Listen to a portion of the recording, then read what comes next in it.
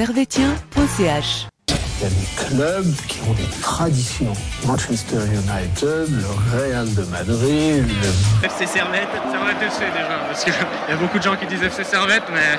Merci beaucoup Anthony, vous laissez aller au vestiaire. Voilà ce qu'on pouvait dire ici depuis les Charmières. Camarades servétiens, camarades servétiennes, bonjour, bonsoir. Bienvenue dans l'émission servetien.ch, l'émission d'analyse du match, des matchs de Servette et du match en question qui nous a intéressé hier. Saint-Gall-Servette. Aujourd'hui, au programme, nous allons analyser les matchs mi-temps par mi-temps. Ensuite, nous allons faire un top et un flop. On va se projeter directement mercredi pour savoir ce qu'on attend du match contre Vinti.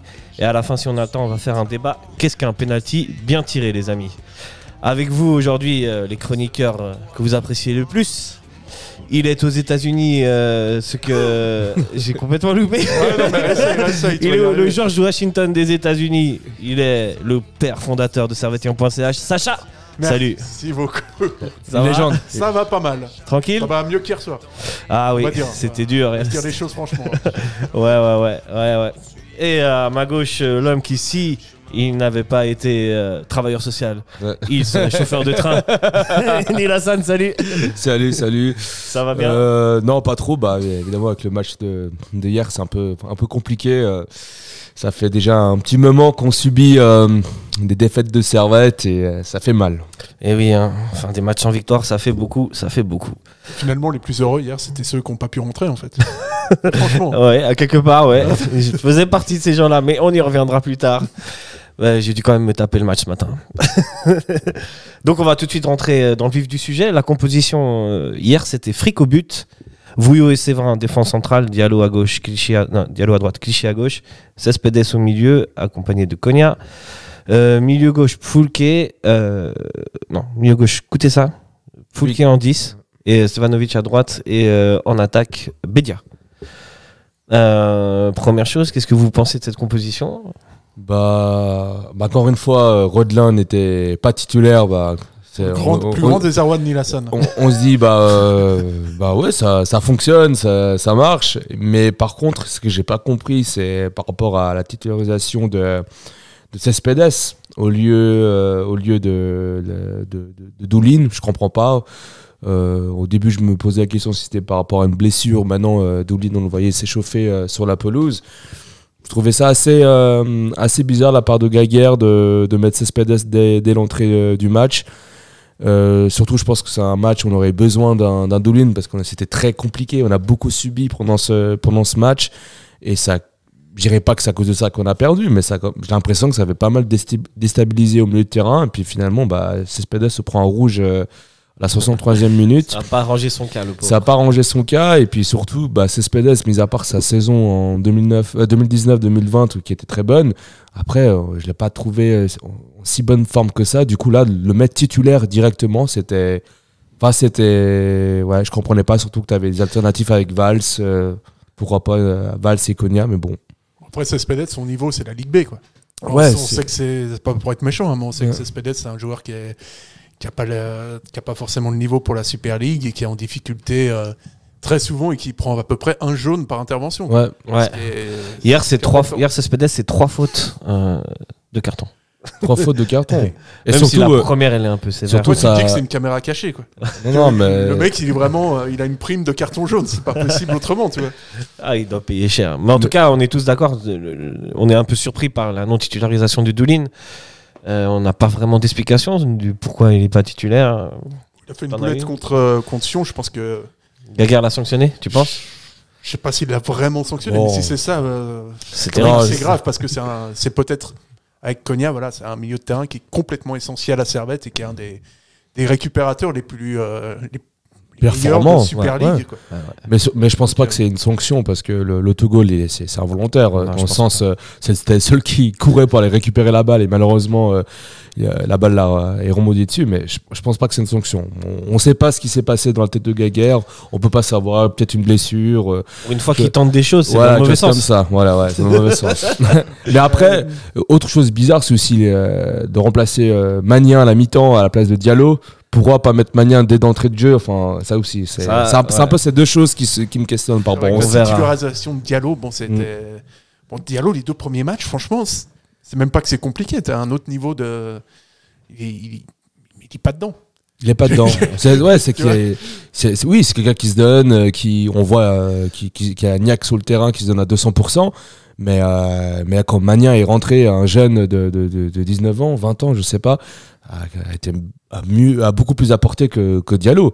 Du coup, moi, ce qui me dérange par rapport au choix de Gaguerre, c'est que si tu le sors à la mi-temps, c'est que dans ta tête, tu savais déjà que tu avais cette impression que Diallo, c'était pas suffisant. Alors pourquoi ne pas mettre Magnin titulaire et avec Doulin? Ça, c'est des choses qu'on ne pourra pas savoir. Diallo, tu vois que c'est beaucoup trop limité. Il y a la volonté, mais... Ouais, il y a de la bonne volonté, mais au bout d'un moment, ça marche plus la bonne volonté. Et puis il faut quand même réussir à combler ses lacunes techniques. Et puis là, franchement, même à indirect à ce moment-là. Parce que Diallo, les 2 premiers matchs, en tout cas, ils sont très très compliqués pour lui. Et puis techniquement, t'as pas grand-chose. Surtout que t'as Bauer qui est même plus dans l'effectif servétien, qui est même plus convoqué avec les Grenats. Je crois que c'est même pas à cause d'une blessure, c'est tout simplement Gaguerre qui s'est dit lui, c'est vraiment un joueur qui se donne pas vraiment à fond, puis en plus il nous apporte pas grand chose sur le terrain.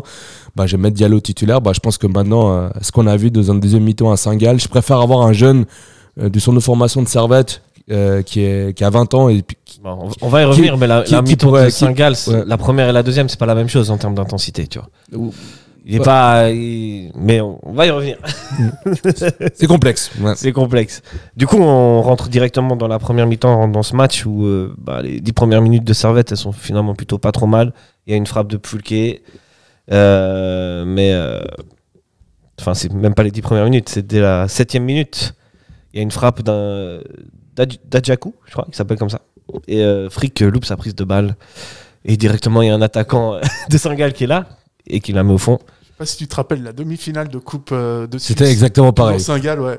Frick qui se fait également prendre à son premier poteau. Là, il n'a pas du tout d'excuse. Parce que vraiment, le ballon, la balle est sur lui. Il rate son intervention complètement. Et limite, il la remet vraiment dans les pieds de l'attaquant. Ce qui fait que c'est pas possible de faire une erreur comme ça en Super League. Ça se paye forcément cash. Et puis en plus, à ce moment-là du match, 7e minute. Servette est bien. Servette est bien en plus. Servette n'a pas fait encore de grosses erreurs. Et à ce moment-là, c'est vrai que ça te conditionne complètement le match parce que 7e minute, t'es à Saint-Gall, tu sais qu'ils vont te mettre la pression, tu prends le 1-0. À partir de là, c'est les prémices en fait d'une soirée complètement catastrophique. Sur tous les niveaux. Mais là, tu dis c'est un enchaînement de choses qui n'allaient pas, quoi. Mais surtout, c'est vrai qu'au début du match, les 7 premières minutes, c'est qu'on voyait Servette qui avait beaucoup d'intensité dans le jeu, qui partait de l'avant, qui avait vraiment des arguments offensifs, qui mettait la pression à l'équipe de Saint-Gall. Ça, j'ai beaucoup aimé. Et puis je me suis dit, on va assister à un bon match servétien. Là, si pendant 30 minutes c'est comme ça, ça va être un peu difficile de perdre. Et là, cette action de jeu qui arrive et cette erreur de Frick, évidemment, il n'a pas d'excuse par rapport à ça. Et surtout, le deuxième but sur penalty, c'est encore une fois une grosse boulette de Frick. Du coup, c'est peut-être par rapport au mental. Tu fais une grosse erreur, ça te pénalise dans tout le reste du match. Tu as cette frustration d'avoir fait mal et peut-être est-ce qu'on aurait dû sortir Frick à la mi-temps. L'erreur de Frick c'est 2 grosses erreurs de Frick quand même qui nous coûtent 2 buts. Est complètement coupable, mais il faut quand même bien dire que la passe de Plouquet directement en touche, elle est magnifique aussi, parce que tu prends le 2-0 sur une touche. C'est juste. Où Plouquet se rend compte qu'il y a pas, il voit qu'il y a un espace. Et c'est comme ça que que ça provoque le penalty. Donc mais là quand même, Frick. En plus j'ai l'impression parce que du coup c'est à la 30. Non, c'est. J'ai pas noté la minute du penalty, mais à ce moment-là, déjà Servette avait déjà pris l'eau et Frick, j'ai l'impression qu'il peut s'arrêter, non? T'as pas l'impression qu'il va un peu comme un bourrin et il y va comme un bourrin, oui. Ça c'est. Le ballon il est loin, tu vois. Ouais, mais il essaye de faire un truc, tu vois, il essaye de se lancer, il essaye d'intervenir. Après, il est emporté par son élan et puis voilà, on connaît la conséquence et puis surtout, quand t'as un mec qui se tire un penalty, c'est vrai que c'est beaucoup plus dangereux les penalties. Parce que juste avant, Servette a eu l'occasion d'égaliser, puisqu'à ce moment-là, on était à 1-0. Il va avoir un penalty qui sera loupé. Ouais, bon, encore une fois, là tu dis, enfin, on va peut-être marquer un but sur un penalty. Non, comme d'habitude, je crois que c'est un peu une qualité servétienne, une habitude servétienne. Tu sais que c'est le premier penalty raté de la saison. De cette saison. Ouais, cette saison. Alors peut-être, je suis resté bloqué sur les saisons précédentes où justement il y en a eu beaucoup qui ont été ratés. Et puis aussi, en face, on avait un Ziggy qui sort le penalty, mais qui nous a fait aussi pas mal d'arrêts à la deuxième mi-temps. C'est vrai que là, tu sors d'une grosse boulette de ton gardien, tu loupes un penalty, puis après, tu te fais encaisser un but sur une deuxième bourde de ton gardien. C'est vrai que ça, au niveau du mental, à la mi-temps, c'est très difficile. Mais moi, à la mi-temps, j'avais un peu d'espoir. Je me dis, bon, si on l'a fait chez nous, si on perdait 2-0 et puis avait un carton rouge, je me dis, bon, on va y croire, ça va le faire. Finalement... Non, mais ça va que dans un sens. Quand je crois que ça va tirer... Parce qu'en plus de ça, Servette marque un but annulé juste avant la mi-temps. Donc la mi-temps, vraiment, tous les scénarios sont contre toi, toutes les actions, tout est contre toi. Après, par rapport à ce but annulé, ça me paraissait assez étrange. C'était bien ce Bédia qui était hors jeu. Mais ce que je comprenais pas, c'est que la balle est du coup déviée par un joueur saint-gallois. Du coup, Bédia ne fait pas vraiment action de jeu. Enfin, c'est assez complexe. Au niveau du règlement, au niveau de comment ça se passe, c'est assez compliqué. Après, il gêne. Peut-être. Il le gêne très clairement. Il le gêne. Pour moi à partir aussi. de ce moment-là, bon, il y a. Oui, mais il gêne. Hors-jeu, mais c'est vrai. Il gêne Ziggy, mais c'est pas lui qui dévie la balle. Tu vois, justement. À partir du moment où la frappe part, tu peux te dire que s'il est devant Ziggy, il obstrue la manière que Ziggy a de voir le ballon arriver, et qu'à ce moment-là. Ça fausse un petit peu la donne. Mais c'est vrai que ce qui est vraiment intéressant, c'est de se dire, c'est pas possible. Parce que t'as vraiment, comme t'as dit avant, t'as tous les éléments, en fait. Ils sont contre toi. Vraiment, tous les éléments. Tu prends un but, deux buts gag, tu prends un penalty, tu t'en rates un, t'as encore un but qui est annulé. Et tu dis, tes supporters, tu peux pas gagner. C'est les supporters qui sont pas là. T'as tes supporters qui sont pas là. Parce qu'il y a les policiers qui font de l'excès de zèle. Enfin bref, c'est vraiment. On fait beaucoup pour une seule soirée. Ouais, il n'y a rien qui va. Et à la mi-temps, Servette rentre à la mi-temps. Vous êtes Gaga, vous dites quoi à la mi-temps? Je démissionne. Alors, à la mi-temps, déjà, je sors Frick. Parce que je me dis ça va être difficile pour lui après ces deux grosses fautes d'être concentré sur le match, d'avoir peut-être ne pas avoir la peur de justement de faire une boulette ou de pas trop être à 100%. Du coup j'aurais mis Omeravic au goal. Moi tu t'attends à ce qu'il fasse une boulette quoi. Omeravic, non mais j'espère pas quand même. Il nous a rassuré lors de la coupe, mais je me dis non mais là quand tu vois qu'un gardien de ton équipe elle fait deux boulettes comme ça, tu le sors à la mi-temps parce qu'après même pour lui niveau du mental c'est difficile sur le terrain. Ça me tue ça. Ouais, je pense. Ouais. Ça c'est vraiment mentalement t'es fric, t'arrives à la deuxième mi-temps, la seule chose que t'as en tête c'est il faut pas que je fasse une boulette quoi. Faut que je fasse attention. C'est compliqué. Si tu sors ton gardien, mais là fric ce soir il est en dépression puis on va. Oui mais après il sera après l'émission à Bélidé parce qu'il va être très triste là tu vois. Non mais c'est impossible de. Non mais je pense que. Après, il est mort. J'espère que le chocolat, normalement, ça remonte un peu. Mais faire des bons chocolats chauds. mais en tout cas, à ce niveau-là, tu te dis, bon, 2-0, c'est encore jouable. On n'a pas un joueur en moins, on n'a pas de carton rouge. Moi, ce qui était étonnant, quand même, de la part de Gaguerre, c'est de sortir goûter ça pour Rodelin. Et ça m'avait surpris quand même. Là, il me surprend. Parce que c'est vrai que moi, j'aurais plutôt mis peut-être goûter ça en 10 et sortir Flouquet. Non, tu laisses goûter ça sur le côté, tu sur mets le côté, voilà, tu sors Flouquet et puis tu mets peut-être Rodelin en 10, voilà, exactement, ou Antunes, à voir. Mais là, j'avais pas compris goûter ça, c'était peut-être celui qui arrivait à ramener avec Stevanovic le plus de rapidité ou peut-être surprendre la défense adverse et on le sort pour Rodelin, c'était assez surprenant à ce niveau-là. Et puis encore une fois, sortir Diallo pour sortir Diallo pour Magnin. Après voilà, Diallo c'est un long débat. On le dit voilà, ça fait un moment qu'il doit s'adapter, mais là ça fait quand même une longue période qu'il est chez nous. Il n'a jamais vraiment réussi à s'imposer à Servette. Cette saison, il a eu entre guillemets un peu la chance d'avoir Bauer comme concurrent. Du coup, pas grand chose. Du coup, c'était pas très compliqué, mais c'est vrai. C'est la seule fois où vraiment Diallo nous a montré qu'il avait un match vraiment de bonne qualité. Dans mes souvenirs, c'était le match contre Rosenborg Molde, en qualification. Mais sinon, depuis, en championnat, je trouve que c'est assez compliqué, assez difficile. Et aussi, le lien avec Stevanovic est compliqué. À l'époque, on se souvient qu'on taillait beaucoup Sautier, qu'on disait que Sautier n'avait pas le niveau. Sautier, c'était un peu restreint. Finalement, Diallo n'a pas su remplacer Sautier, malheureusement. Surtout pas le même feeling avec Stevanovic. Et le bagage technique aussi.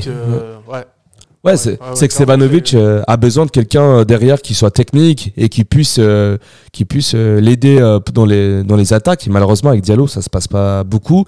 Et c'est vrai que Stevanovic, il est aussi mis en difficulté parce qu'il reçoit pas autant de ballons qu'avant. Et le défenseur qui est latéral droit ne récupère pas autant de ballons qu'avant. Du coup, c'est assez compliqué. Et du coup, là, de sortir Diallo à la mi-temps pour mettre Magnien, moi, la seule question, c'est pourquoi ne pas avoir fait ça dès le début du match. Toi, tu partages ton avis? Tu l'aurais mis titulaire, Magnien? J'aurais pas mis Magnien titulaire, mais j'aurais pas mis Diallo titulaire non plus. T'aurais mis qui? Donc voilà. C'est le. Non, quand même pas. Hein. Mais il y a un problème de latéral droit à Servette parce que tu as un problème de qualité. Effectivement, si tu mets pas Diallo, tu mets pas Magnien, puis t'as personne en fait à ce poste-là véritablement. Donc moi je comprends Nilassan. Ouais, je comprends. Non, il n'y a pas un mec à droite qui est vraiment indiscutable et qui a véritablement le niveau de Super League. Après, Magnien offre des promesses qui sont assez belles. Maintenant, il faut voir comment il va se débrouiller dans les années, mais tout ça. Mais Ouais. Je l'ai vu se faire déborder 2-3 fois, mais il est jeune, c'est le début. Voilà, c'est ça. Il a du potentiel, franchement. Il y a du potentiel, il apprendra de ses erreurs, mais justement, la place qui est en jeu avec qui il est en concurrence, c'est Diallo, et c'est une personne qui est censée nous confirmer depuis 2-3 saisons et qui l'a pas fait. Et à chaque match, j'ai l'impression que Gaguerre a l'espoir que ça fonctionne et que ça fonctionne, mais ça fonctionne pas. Du coup, l'alternative Bauer, c'est pas non plus l'idéal, c'est mort. Diallo, on a vu que c'est mort aussi. Pourquoi pas Magnien alors? Pourquoi pas essayer Magnien titulaire et voir ce que ça donne? Pas faux. Du coup, Servette repart en deuxième mi-temps. Il y a une grosse occasion de Vouillot qui finit sur la barre. En fait, en deuxième mi-temps, Servette va avoir pas mal d'occasions. Dévié par Ziggy. Ziggy, ouais. Ziggy Bar. Ouais, Ziggy Bar. Très bizarre dit comme ça. Et arrive ce qui arrive, puisque la catastrophe continue. C'est Spedes qui prend un deuxième jaune. Et vous avez vu les 2 fautes? La deuxième, elle était évitable. Mais la deuxième, il mérite le jaune. Okay. Il mérite le jaune, la première, est-ce qu'il mérite le jaune? Il est maladroit quand même. Il est maladroit. C'est un joueur qui est super maladroit. Tu vois. Parce que t'as des mecs, ils ont un petit peu ce vice, un petit peu, tu vois, cette malice d'arriver.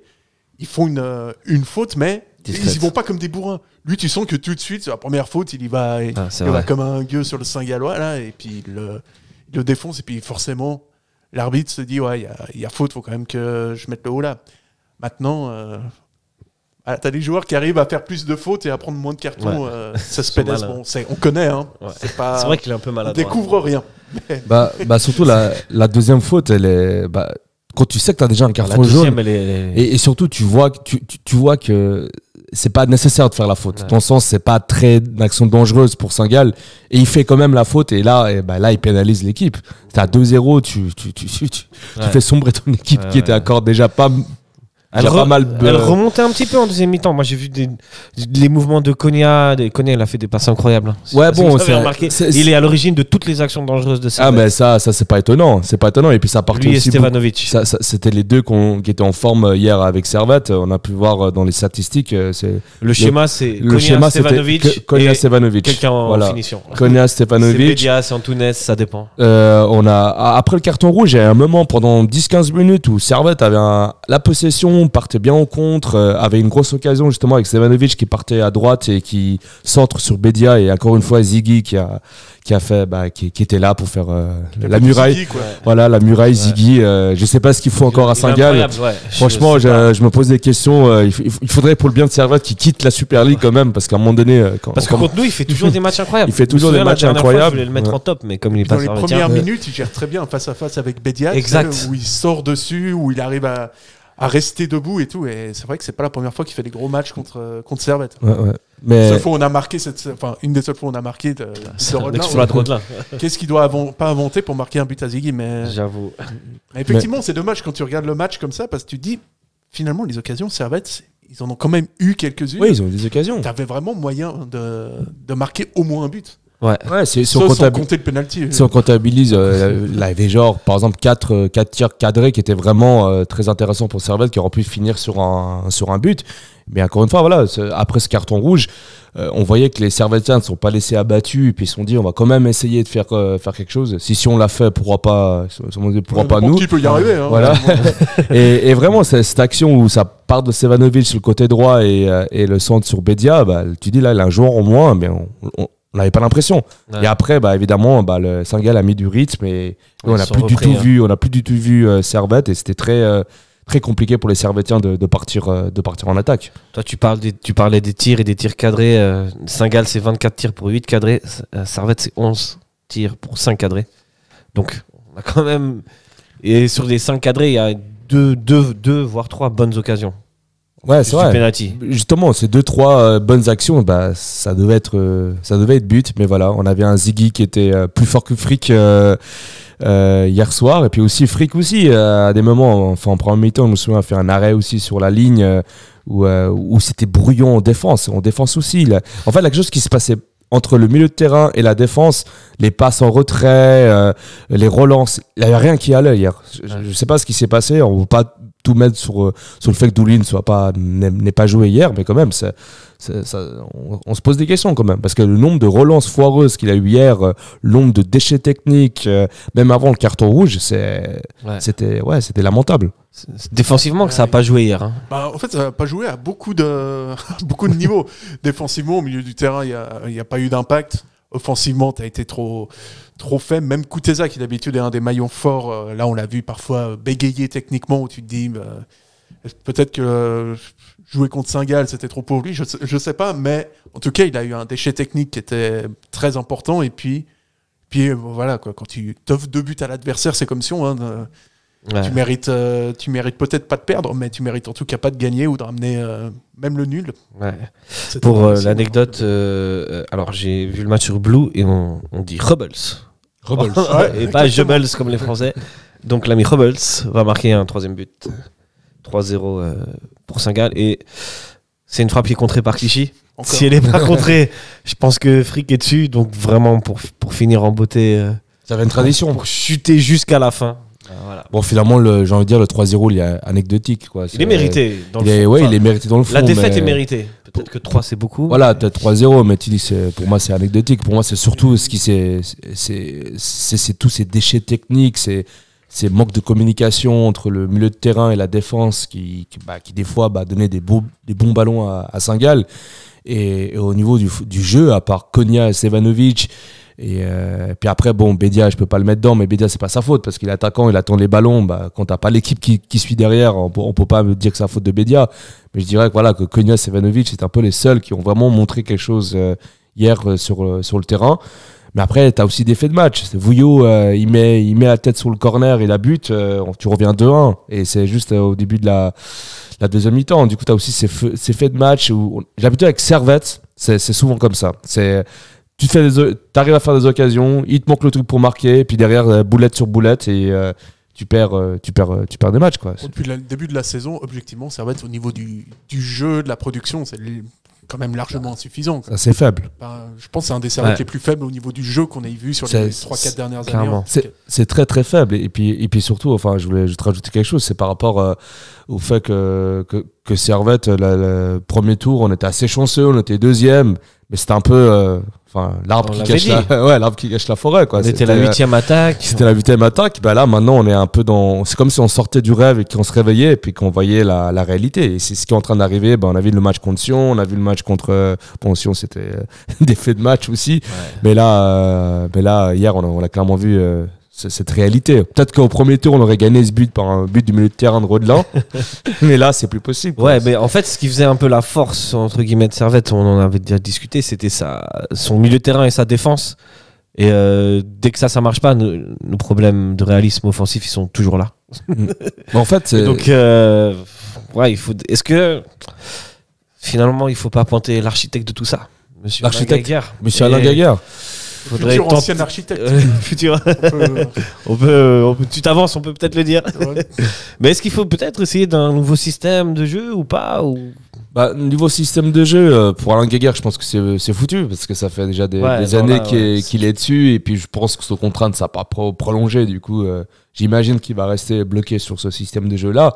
Je pense, comme je l'avais dit dans une analyse précédente, c'est qu'il faudra voir ça avec les futurs coachs et le futur staff de Servette. Mais là, c'est vrai qu'on voit que c'est assez limité au niveau de la tactique, même au niveau des joueurs, le 11, des fois il y a des questions que tu te poses. Pourquoi lui il est titulaire, l'autre il est pas. Enfin, c'est bizarre. Puis surtout cette semaine, on a une semaine anglaise. On va jouer Winterthur mercredi, puis Getse samedi. Du coup, je m'étais dit, bon, peut-être c'est pour ça que Doulin n'a pas joué, mais j'aurais préféré voir la meilleure équipe titulaire contre Saint-Gall et peut-être une moins bonne contre Winterthur, sans manquer de respect à Winterthur. Mais bon, encore une fois, c'est que Gaguerre qui sait ce qui s'est passé, quoi. Après, on est quand même dans une certaine incertitude, c'est-à-dire que Diallo son contrat s'arrête en juin. Tu sais que Clichy va pas forcément faire une saison de plus. Stevanovic, il va rester, mais c'est vrai qu'il faudra aussi penser éventuellement à son remplaçant, un de ces quatre. Il y a Doulin qui est en fin de contrat, on a découvert ça l'autre jour. Konya, je sais pas comment Rodelin qui est encore sous contrat, donc tu vois, ça fait quand même beaucoup de difficultés.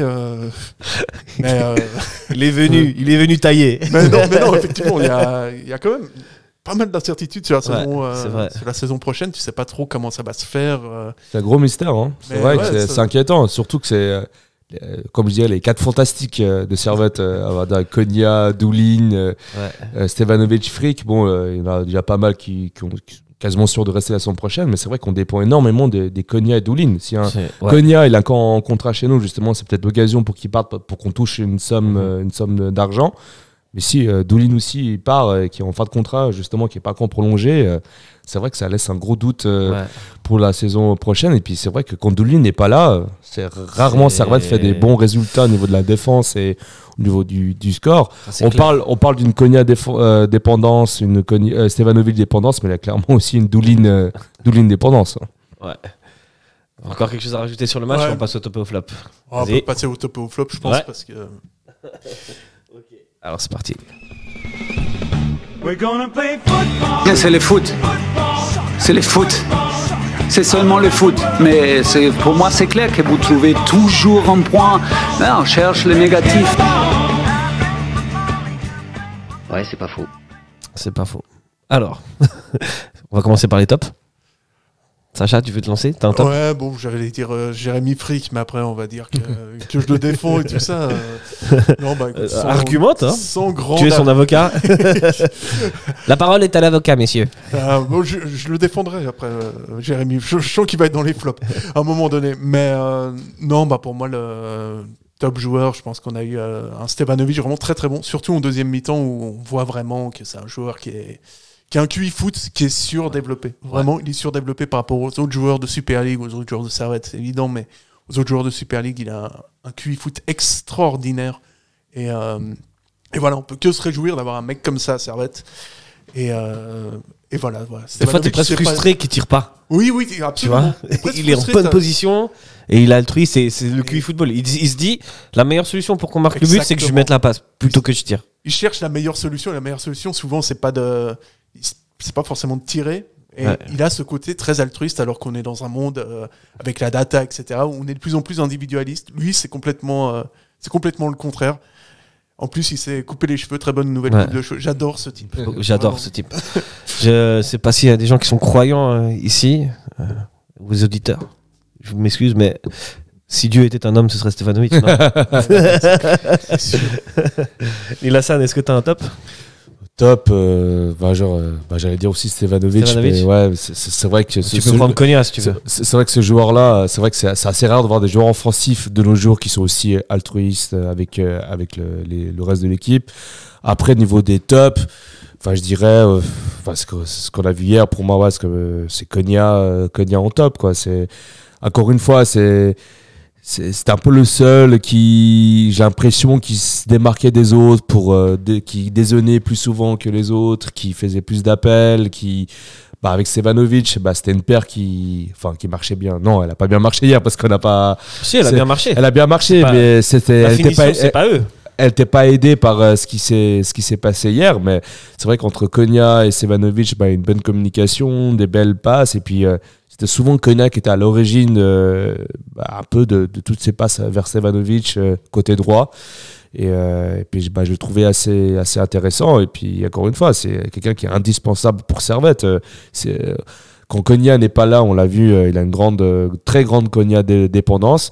Mais Konya ne peut pas faire tout seul. Et hier, il n'a pas été aidé par son équipe. Et malheureusement, on ressort avec une défaite, malgré cette paire Stevanovic-Konya, qui pour moi sont un peu un des deux, les seuls qui ont un peu sauvé, qui sont un peu démarqués des autres. Et puis voilà quoi. Ok. Je sais pas si de tradition ça se fait, mais moi j'ai encore mis Ziggy.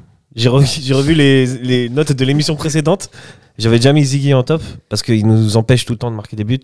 Et ça, j'aime pas quoi. Ouais. Et surtout, Ziggy, il fait, mis à part la blague, ça reste un top gardien du championnat. Je sais pas si c'est le meilleur. Je vois pas. Franchement, je vois pas d'autres gardiens qui sont meilleurs, mais encore une fois, je comprends pas ce qu'il faut encore en Super League. Il est décisif pour son équipe. Je pense que Saint-Gall prend des points grâce à Ziggy. Clairement, Saint-Gall surtout est en grande difficulté depuis. Ça fait très longtemps qu'ils n'ont pas fait de clean sheet, et Servette offre ce premier clean sheet à Saint-Gall. On est toujours là pour le soutenir quand les équipes sont en difficulté. Nous, on est des sympas, on fait dans le social, tu vois. On offre des points. Faudrait plus qu'on se déguise en Père Noël. Ouais, non, mais ça serait parfait. Pas loin d'être ça. Ouais. Juste en plus, un peu la barre. Mais oui, mais Zurich, avant la trêve, je crois qu'ils avaient plus gagné un match. Servette arrive, voilà, 4-1, 5-1. C'est 4-1. 4-5, voilà. On est là pour aider les gens, nous. C'est ça. On est altruiste comme Stevanovic. Exact. C'est beau. Ok, on va passer maintenant au flop. Pas Frick. Frick. Non, pas Frick. Pas Frick. Qui d'autre? Je balancerai pas Jérémy. Ok. Non, mais l'avantage, c'est qu'il y en a beaucoup quand même, donc on a un peu on a le choix, non? Et Diallo, c'est pas possible. Je sais que son contrat se termine en juin. Et franchement, ça va. Je pense que Servette va s'en sortir. Ok. Le remplaçant peut être. Pourtant, moi, je l'aime bien, Diallo. Ouais, il a des qualités pourtant. Et il a progressé, quand même. Oui, moi je trouve qu'il a. Comparé au début. Ouais. Franchement. Niassan citait le match contre Molde. Molde, incroyable. Oui, c'était incroyable. Mais là Diallo, c'était le latéral offensif. C'est Roberto Carlos. C'était un monstre. Cette année-là, c'est on va chercher le titre. Mais après, voilà, il n'est pas très régulier au niveau des efforts. Et un truc bizarre avec Diallo, c'est que son manager dans l'équipe, c'est Clichy qui lui explique comment se placer, etc. sur des vidéos, des fois. Il lui dit, voilà, t'aurais dû te placer comme ça. Je sais pas si ça l'aide vraiment, ça. Mais voilà, je sais pas. Ça m'embête de taper dessus parce que c'est un joueur quand même que j'apprécie, mais en même temps, en ce moment, aussi. Il est zéro. Voilà, on est là pour juger un match. La performance, c'est pas l'homme. Et je vais juste ajouter une petite statistique. C'était le premier deuxième clean sheet de la saison pour Saint-Gall. Deuxième clean sheet. Le premier, c'était en juillet. Du coup, on est toujours là pour donner les cadeaux. Voilà, si vous êtes en difficulté, appelez Servette. Servette vous rendra des services. On va aller voir Winter Tour, on va leur demander ce qu'ils ont envie, et puis on exécutera. T'as un top, toi, Nilassan? Un flop, tu dis? Un flop, pardon. Ouais, un top. Un flop, bon, Frick, ça nous coûte ces 2 buts. Ça change absolument, c'est absolument tout. La parole est à l'accusation. Bah voilà, c'est des erreurs. C'est évidemment quand t'es gardien, tu as des matchs comme ça où tu fais des boulettes et l'équipe perd à cause du gardien. Ça arrive, c'est comme ça, c'est dans le foot. Frick, dans la majorité des cas, il nous sauve des matchs. Ouais. Là, aujourd'hui, hier, c'était, il nous pénalise. Après, ça remet pas en question sa place de titulaire, sa place en tant que titulaire indiscutable à Servette. Ça, je remets pas ça en cause. Mais par contre, hier, la boulette qu'il nous fait en premier était clairement évitable. Le deuxième, l'attentat, c'était aussi clairement évitable. Le deuxième, c'est Flouquet qui. Là, tu maintiens que c'est Flouquet. Hein. Oh, mais bon, pourtant, il y a d'autres mecs qui peuvent intervenir aussi sur le jeu de passe de Saint-Gall aussi. Ouais, mais je pense que Flouquet mérite aussi sa place dans les flops. Oui, dans les flops. Depuis un moment, j'ai l'impression. C'est vrai qu'on parle pas beaucoup de Flouquet, mais c'est vrai que Flouquet, comparé aux attentes qu'on avait au début de saison, c'est absolument Il répond pas aux attentes qu'on mettait sur lui. Là, je me dis heureusement pour lui que Fofana est blessé, parce que je pense que vu ses dernières prestations, je pense que c'était clairement Fofana qui aurait pu prendre sa place de titulaire. Enfin, je veux dire, quand il était dans le côté gauche. Là, dans le numéro 10, c'est en difficulté. Du coup, Antunes, Antunes qui prendrait clairement sa place en ce moment. Ou Rodelin. Ou Rodelin, on va voir. Antunes, Rodelin ou Fofana s'il se met dans le côté gauche. Mais Fofana est blessé. Et puis apparemment, j'espère que c'est pas trop grave, mais c'est une blessure liée à ses ligaments qui elle est consultée. Là, c'est tendon rotulien, donc le tendon rotulien, c'est aussi très c'est long à. J'espère qu'il va revenir. On espère qu'il va revenir en force et nous apporter justement ce qui nous manque en ce moment. Typiquement, un mec comme Fofana, il rentre hier, il peut apporter ce grain. Je le dis à chaque émission. Ce grain de folie, cette stabilisation de la défense. Il l'a fait. Avant sa blessure, il l'a fait. Il l'a fait contre Coupe de Suisse, il l'a fait contre Vinti quand il provoque le penalty. Il le fait contre Getse, où il nous marque un but de loin, alors que Servette marque très très rarement au-delà des 16 mètres. C'est vrai qu'il nous manque un peu, mais pour l'instant, là, je pense que Fouquet a perdu sa place de titulaire au profit d'Antunes en tant que numéro 10, parce que c'est assez difficile. Ce qui est bien, c'est qu'il ne va pas être embêté par Valls, par exemple, qui est un mec que... On l'a viré de l'équipe. Ouais. Alors que c'est un très bon joueur. Il a disparu, ouais. Il est bon. Il est bon, ouais. Hier, mais c'est vrai qu'on l'a enlevé de l'équipe. Ouais. C'est des histoires. Valls, c'est très, très dommage. Très bizarre, qu'il est en fin de contrat aussi. Aussi. Cette année. Alors, il risque pas de re-signer, du coup. C'est vrai que c'est très dommage de perdre un joueur comme ça, avec autant de potentiel. Et c'est vrai qu'il a perdu sa place au profil de joueurs. On se pose des questions, parce que c'est vrai que Valls, c'est un profil qui est tellement intéressant. Valls, tu le mettras en 10 avec Konya et Doulin. Tu feras un milieu comme ça? Toi, ouais. Moi, ouais, mais c'est parce que je suis un romantique du foot. Après, je suis pas sûr que ça fonctionne, hein, mais. Ouais. Moi, j'aurais essayé. Parce que c'est un joueur dans son passé en Ligue 1 qui était assez polyvalent, qui pouvait très bien être plus placé des fois en numéro 6, des fois plus pas numéro 10, mais voilà, sur l'aile, au milieu de terrain, c'est quelqu'un d'assez polyvalent. Du coup, oui, j'aurais essayé voir ce que ça donne en numéro 10, mais en plus qui est là depuis déjà un moment à Servette, du coup, c'est assez dommage de voir que le Servette ne fait plus du tout confiance à un joueur comme Valls, et ça c'est très regrettable, parce que je pense pas qu'il va prolonger, malheureusement. Ouais, je pense pas. Moi j'avais un flop, et c'est un flop plutôt hors terrain. Mon flop, c'est la police de Saint-Gall. Ah ouais. Oui, c'est assez inadmissible. C'est du jamais vu. Hein. Franchement, c'est du jamais vu dans le foot suisse. Ça, c'est incroyable. Donc leur objectif, c'était vraiment de ficher tout le monde, prendre en photo et de prendre des cartes d'identité. Et sinon, si on faisait pas ça, on rentrait pas dans le stade. Donc c'est un peu lamentable. On voulait juste pas leur passer le big up, et c'est même pas un flop, c'est carton rouge, c'est tout ce que vous voulez. C'est carton rouge, match de suspension, parce que déjà surtout que suspension, donc le déplacement, il a duré. Voilà, tu mets 6 heures pour arriver. 6 heures de train, et t'arrives et finalement on t'empêche d'aller voir le match. Pour des futilités. Et je sais pas si dans le cadre légal ils ont le droit de faire ça. Et encore une fois, je pense que si c'était les Zurichois, les Ballois en face, je pense pas qu'ils auraient osé faire ça, quoi. Parce que là, ils veulent relever très clairement l'identité des supporters. Ouais. Ils sont arrivés, ils ont demandé, grosso modo, ils ont fait des photos de tout le monde. Ouais. Et puis, mais ça, t'as pas le. Je pense pas que ce soit légal. Non, je pense pas. Sincèrement, je pense pas que ce soit légal. Et puis, surtout que les clubs n'ont pas été mis au courant. Non, même Saint-Gall, des clubs, même le FC Saint-Gall n'était pas au courant. On a même entendu les fans saint-gallois qui ont chanté, qui adressaient des chants assez romantiques envers la police saint-galloise.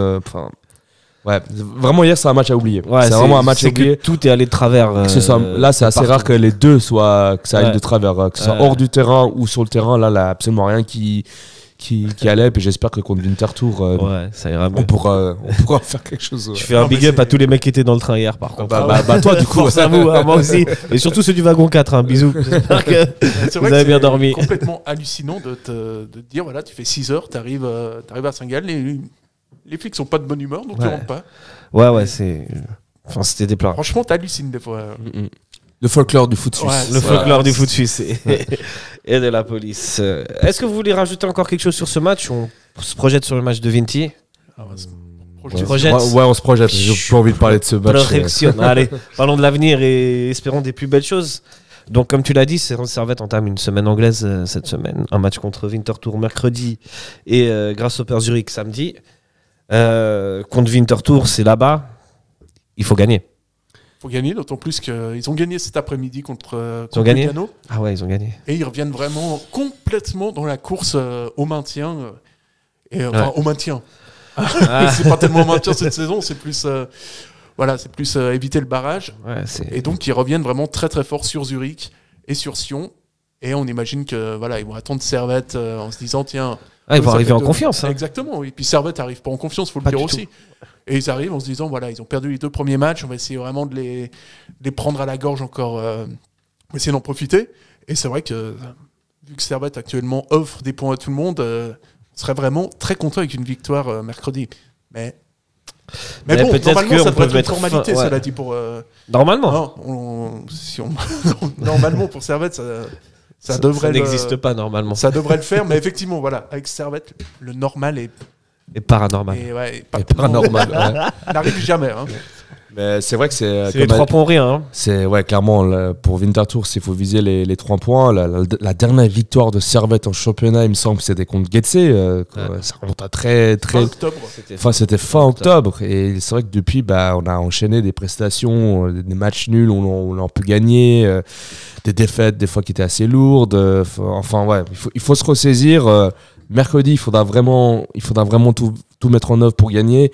Et justement, un petit message à Gaguerre, justement, s'il nous écoute, vraiment, faut mettre la meilleure équipe et vraiment les joueurs qui sont le plus à l'aise dans les postes, quoi. Je veux dire, on a des joueurs, par exemple Fluquet aujourd'hui, avec ce qu'il nous a montré ces derniers temps, on n'a plus sa place en tant que numéro 10.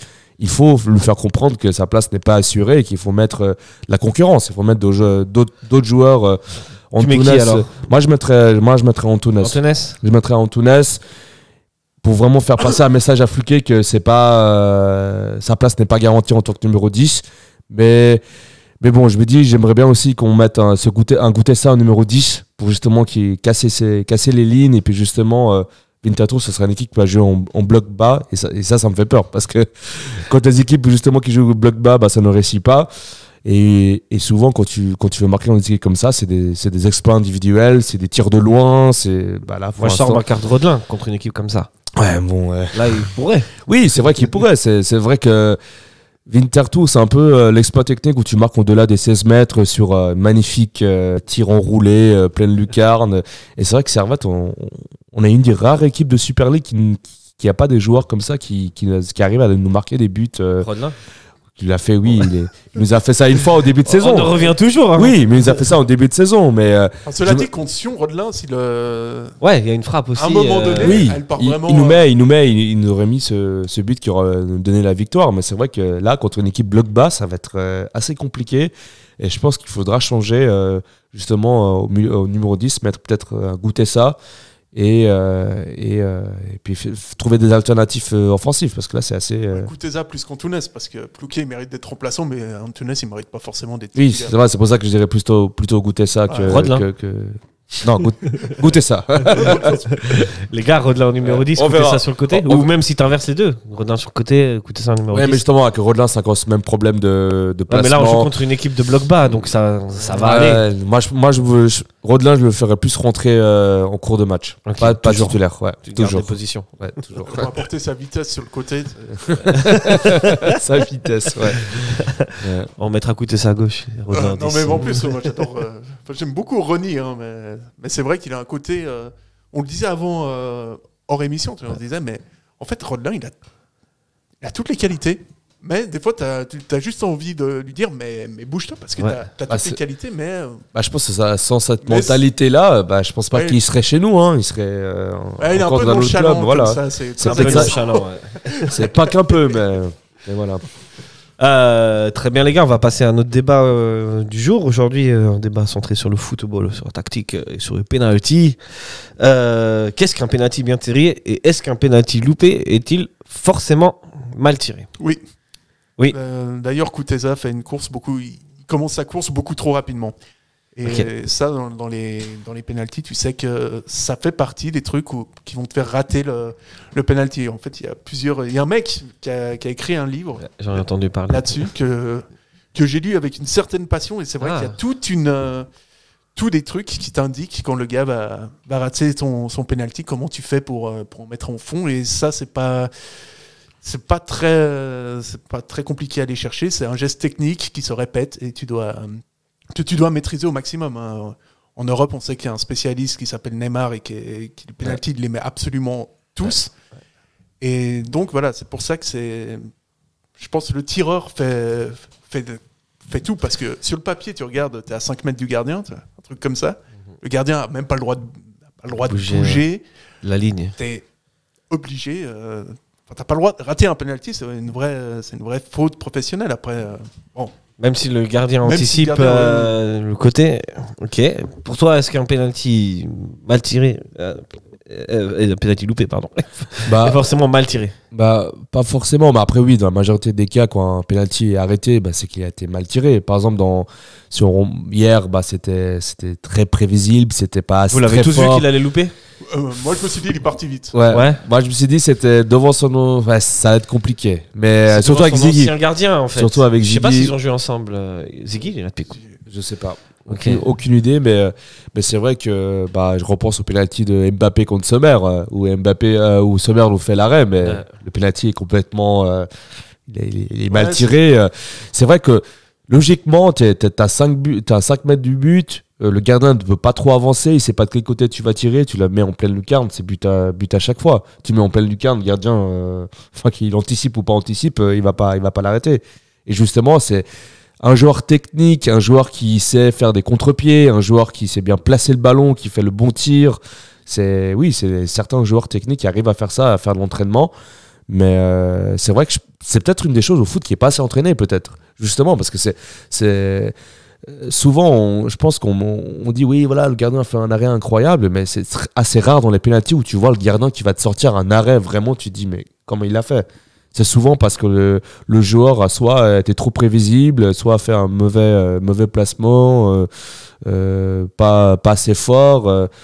Je pense que c'est quelque chose qui devrait plus s'entraîner régulièrement dans les centres de formation et à l'entraînement, où des fois tu peux perdre, mais une Coupe du Monde à cause de ça. C'est fou. Hein. Je pense que c'est quelque chose qui est un peu trop négligé dans le foot, où justement, si dès le départ, aux jeunes, on apprenait justement à tirer les jeunes, à plus côté technique, ça éviterait ce genre de problème. Il y a un truc que tu peux pas entraîner, c'est la pression au moment du match. Ou le stress, le mental, même pas le mental, mais le stress que tu vas avoir quand tu vas tirer un penalty, que ce soit dans une séance de tir au but ou dans un penalty sur une faute. Ouais, c'est la technique, tu peux toujours y arriver. Mais la technique, oui, mais c'est vrai qu'il manque, il y a une sorte de concept avec l'aspect mental, etc. On a vu ça, par exemple, pour les Anglais, qui ont un vrai problème avec les séances de tir au but, mais on rejoint un petit peu le côté mental, où là, il y a un traumatisme qui est là, puis qui se renouvelle. Et c'est vrai que Kuteza, la prochaine fois qu'il va tirer un penalty, il aura forcément, à un moment donné, peut-être un peu la pression de se dire, la dernière fois, je l'ai raté, est-ce que je vais aussi la mettre à droite du gardien, ou est-ce que cette fois, je vais essayer de le prendre à contre-pied? Voilà, t'as un côté aussi, quand t'es solide, t'arrives, tu tires le penalty, tu la mets au fond. L'exemple, c'était Mbappé en finale de Coupe du Monde. Et là, où là, le gars a porté ses coronesses. Ouais. Et puis bon, c'est tout ce que Kuteza n'a pas pu faire. Peut-être qu'être à Saint-Gall, ça lui a mis une pression en plus, qui s'est dit, il a déjà pensé, je vais pas célébrer le but parce que c'est contre Saint-Gall. Ouais. Et bon, il aurait dû penser à la mettre au fond avant, mais bon. Je sais pas si vous avez vu. Ça arrive. Je sais pas si vous avez vu au début, Ziggy il est venu lui parler pendant un moment avec l'arbitre et tout. Oui. Est-ce que vous pensez que ça a joué ça peut le faire sortir de. Ouais, sûrement. Peut-être Ziggy lui a dit je sais que tu as tiré de ce côté-là, j'ai plongé. Mais justement. C'est ce jeu-là de. C'est l'entrée dans la tête de l'autre. Ouais, exact. C'est ce que Sommer fait souvent au tir au but, c'est de rentrer dans la tête du joueur en faisant des petits gestes, en disant que tire dans ce côté-là, en montrant son bras droit. Enfin. C'est vrai que dans les tirs au but, c'est souvent le gardien qui a l'aspect mental, qui est gagnant dessus. Parce que justement, il est sur sa ligne, du coup, il peut parler, il peut bouger, il peut faire des signes avec sa main, lui dire des choses, et ça marche, ça influence énormément. Ouais. Parce qu'il faut imaginer que quand tu es un joueur, t'es tout seul face au gardien, tu la mets, c'est quand même un but, tu la rates. on va t'en parler pendant encore longtemps. Du coup, il y a une immense pression pour le joueur et en fait le gardien finalement c'est pas celui qui a la pression. Non. Le gardien, à moins d'une grosse boulette, on peut dire que c'est sa faute. Mais le gardien, tu sais que continuellement le joueur, vu que tu as une majorité de droitiers, ils vont essayer de tous tirer sur leur pied fort, donc à ta droite. Ce qui est niveau stats, ce qui est peut-être un peu plus simple que pour un tireur. Ouais. Pour le tireur, aujourd'hui, on voit qu'il y a des tireurs de penalty dans les gros championnats, ils arrivent devant le gardien, ils font la course d'élan et ils regardent déjà où le gardien va partir. Mais ça se joue à c'est des micros de secondes. Ouais, c'est un truc de fou. Est-ce que du coup, pour vous, est-ce qu'il y a le penalty parfait, il doit être tiré comment et où? Petite course d'élan à la Neymar, tu regardes, tu observes, moindre geste, tu tires de l'autre côté. Mais ça a l'air facile. Très très simple, mais c'est hyper compliqué. Hein. C'est un nom, c'est un geste technique brésilien, mais je ne sais plus comment le nom exactement. Et pour toi, pour moi je dirais c'est une lunette quoi. C'est un gros, comme un grand joueur anglais, un défenseur anglais, Maguire, tir au but. Je me souviens de son tir où genre vraiment. Il a mis des tirs au but de fou. Hein. C'était l'impression que la balle elle partait en pleine lucarne et que le ballon allait trouver les filets quoi. Là mais aucune chance. Là le gardien il peut absolument pas l'arrêter. Même s'il anticipe le côté, c'est quasiment mort. Mais après, justement, il faut avoir quand même cet aspect technique et la confiance de le faire parce que un penalty comme ça, tu le loupes, tu l'envoies en tribune et là, t'es marqué, t'es fichier pendant très longtemps, quoi. C'est vrai que là, le truc de choisir un côté, frapper très fort. Ouais. Faut vraiment maîtriser l'aspect technique parce que là. Faut être un technicien comme Maguire. Voilà. Et c'est ça finalement. Imaginez un penalty frappé très fort à terre. Normalement, il y a but. Normalement, il y a but. Ouais, parce que peut-être après, tu as certains gardiens qui, si j'anticipe, qui sont assez grands et agiles, qui pourraient l'arrêter. Mais c'est vrai que c'est le joueur qui part favori à ce niveau-là. Parce que le tir est beaucoup trop rapide, beaucoup trop puissant pour être arrêté. Ouais, puis si tu arrives à la placer, l'idéal, évidemment, c'est de la placer dans le petit filet. Ce qui n'est pas si simple que ça. Mais à partir du moment où elle est dans le petit filet, où c'est bien tiré, le gardien... Ça peut être Ziggy ou le gardien remplaçant du GS. Ouais. Ça finit au fond pareil. Surtout s'il est tiré fort. Avant qu'on se quitte, j'ai une dernière question à vous poser. Est-ce que vous avez en tête un penalty mythique ou des penalty mythiques? Si je vous dis un penalty mythique. Moi c'est Zidane en 2006. Ouais. Panenka. La Panenka. Je me dis Panenka. Non mais en finale de Coupe du Monde. Tu fais une Panenka, en plus ça touche la latte, elle rentre. J'ai dit waouh, incroyable. J'en ai vu un pas mal. C'est un peu récent, il n'y a pas très longtemps. Je crois que c'est Mitrovic qui arrive, qui tire le penalty. À ce moment-là, il y a 1-0 pour Newcastle. Il est avec Fulham. Newcastle-Fulham. Il arrive, il tire le penalty. Il glisse. Donc son pied gauche touche le ballon. Ça revient sur son pied droit, ça va au fond. Ah ouais. Et donc il marque, il va célébrer. Et là, l'arbitre, non, mais vous n'avez pas le droit de toucher 2 fois le ballon. Ah. Donc il n'a pas fait retirer le penalty, il a annulé le penalty. Sérieux? Et il a fait 1-0. J'ai trouvé ça très beau. Mais en parlant justement de ce truc complexe avec le penalty, en MLS, des fois, pour partager un match nul, ils prennent le ballon depuis le milieu de terrain, puis le joueur doit avancer et ça existe toujours ça en MLS? Je sais pas si ça existe encore, mais ça existait depuis pendant un long moment. En tout cas, je me souviens. Ça a été fait en tout cas. Il cherche des moyens de. C'est comme au hockey, là, un peu cet aspect. C'est ça, ouais. Moi, j'ai un souvenir d'un penalty de Arsenal, si je me souviens bien. Et je crois que c'est Pires qui fait une passe à Henry. Je crois que c'est Pires qui fait une passe à Henry. Oui, mais ça, je pense que c'était interdit. Je crois que depuis, c'est interdit, non. T'as le droit de le faire. Mais en l'occurrence, je crois que c'est complètement raté en plus.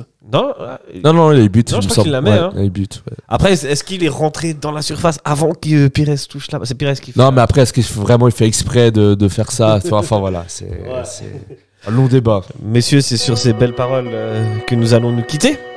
Qu'est-ce qu'on espère pour Servette cette semaine? 2 victoires? 3 points minimum. 3 points minimum. 3 points minimum. Sinon, si on retourne avec 0 points, j'ai même pas envie d'y penser.